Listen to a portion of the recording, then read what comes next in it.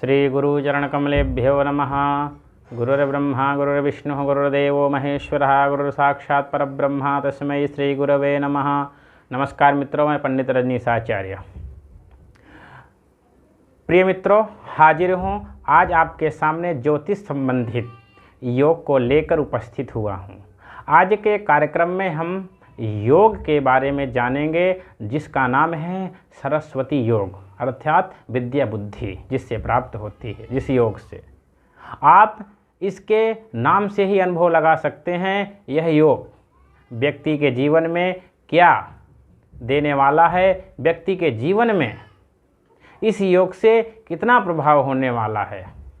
मानव के जीवन में, यानी जिस जातक या जातिका के कुंडली में यह योग बन रहा है उसके ऊपर कैसा प्रभाव व कितना प्रभाव होने वाला है। यह योग दो प्रकार से बनता है मित्रों। पहला सूत्र है चंद्रमा बुध शुक्र गुरु के युति से व तीन ग्रहों के निर्माण से यह योग बनता है। दूसरा सूत्र है गुरु चंद्रमा से मिलकर के यह योग बनता है। अब मैं उन नियमों को भी बताऊंगा। जब तक आप बने रहें व अपना सहयोग ऐसे ही करते रहें, जैसा कि हर सप्ताह 2 से 3 कुंडलियों का चुनाव किया जाता है।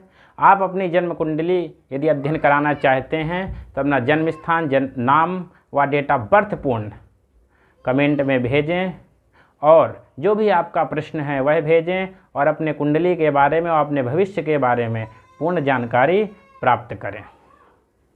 मित्रों, कुछ लोगों ने प्रश्न किया था कि अष्टावर्ग क्या है, वह अष्टावर्ग में से क्या प्रभाव मिलता है, अष्टावर्ग की क्या भूमिका है कुंडली में।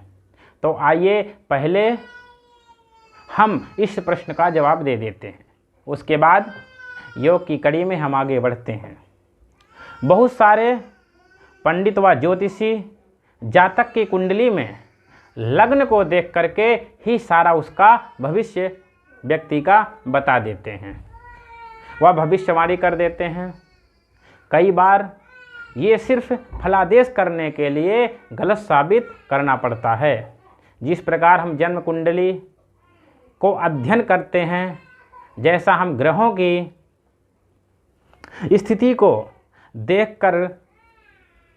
देखते हैं। मान लीजिए जैसे आपकी कुंडली में कोई ग्रह उच्च का हो करके आपके लग्न में व लग्न कुंडली में बैठा हो, वही ग्रह जा करके नवमांश कुंडली में नीच का हो करके बैठ जाए तो यह सामान्य फल देगा। अगर कोई ग्रह आपके कुंडली में उच्च का हो बैठा है और वही ग्रह नवमांश कुंडली में उच्च का भी बैठा हो तो बहुत अच्छा परिणाम मिलता है। देखिए, भाव कोई सा भी हो, जो जन्म कुंडली में या नवमांश कुंडली में भाव कोई सा भी हो, लेकिन ग्रह उच्च का होना चाहिए तो बहुत सुंदर, बहुत अच्छा परिणाम मिलता है, देखने को मिलता है। कुंडली में कौन सा ग्रह, यानी जन्म कुंडली में हम देखें कौन सा ग्रह की अंतर्दशा व महादशा में कौन कौन से ग्रह खुश हैं, महादशा में महसूस कर रहे हैं। आप कुंडली में किसी भी भाव को ले लीजिए मित्रों। जैसे मान लीजिए इस कुंडली में सूर्य 10वें भाव में बैठे हैं, वह पूर्ण विश्लेषण करना है सूर्य के बारे में। वह किसी भी भाव में 10वें भाव में सूर्य मान लीजिए बैठा है, तो सूर्य के बारे में कौन से भाव की कितना फल तक अष्टावर्ग में देंगे, इसके लिए हमें अष्टावर्ग मतलब कौन से भाव से सूर्य के बारे में कौन से भाव में भाव की कितना फल देंगे, इसके लिए हम अष्टावर्ग को भी देखना चाहिए हमको।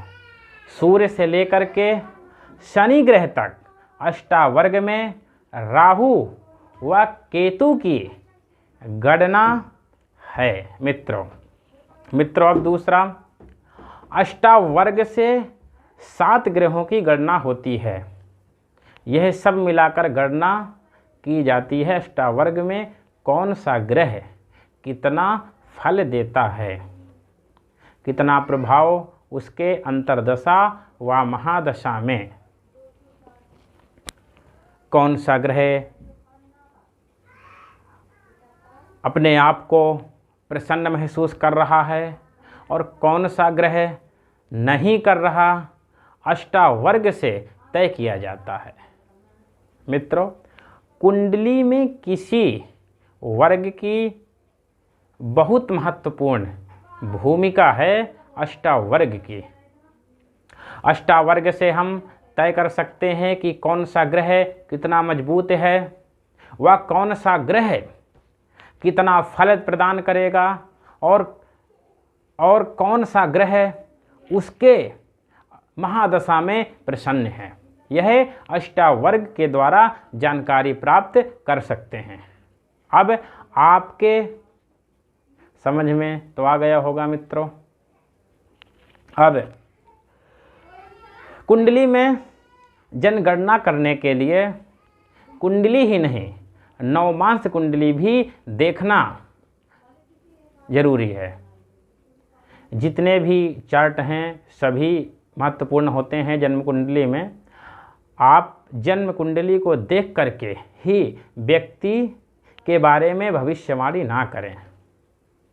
मित्रों, यह मैं आपको अष्टावर्ग के बारे में जानकारी दिया हूँ कि कुंडली में जितने भी चार्ट होते हैं सब महत्वपूर्ण होते हैं और सभी को देखने के बावजूद फिर व्यक्ति के जीवन में उसका फलादेश करना चाहिए।